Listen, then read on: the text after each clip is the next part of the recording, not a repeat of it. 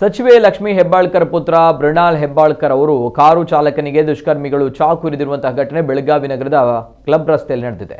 ಬೆಳಗುಂದಿ ಗ್ರಾಮದ 32 ವರ್ಷದ ಬಸವಂತ ಕಡಲ್ಕರ್ ಇರಿತಕ್ಕೊಳಗಾಗಿರುವಂತಹ ಕಾರು ಚಾಲಕ ಸಚಿವೆ ಲಕ್ಷ್ಮೀ ಹೆಬ್ಬಾಳ್ಕರ್ ಪುತ್ರ ಮೃಣಾಲ್ ಹೆಬ್ಬಾಳ್ಕರ್ ಅವರ ಕಾರು ಚಾಲಕನಾಗಿ ಬಸವಂತ ಕಳೆದ ಹಲವು ವರ್ಷಗಳಿಂದ ಕಾರ್ಯನಿರ್ವಹಿಸ್ತಾ ಇದ್ರು. ಬಸವಂತ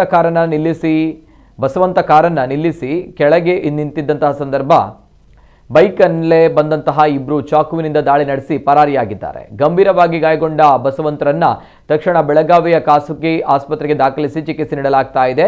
ಸದ್ಯ ಕೃತ್ಯಕ್ಕೆ ಕಾರಣ ತಿಳಿದು ಬಂದಿಲ್ಲ. ಕ್ಯಾಂಪ್ ಪೊಲೀಸ್ ಠಾಣೆಯಲ್ಲಿ ಪ್ರಕರಣ ದಾಖಲಾಗಿದ್ದು ಆರೋಪಿಗಳ ಪತ್ತೆಗೆ ಪೊಲೀಸರು ಬಲೆ ಬೀಸಿದ್ದಾರೆ.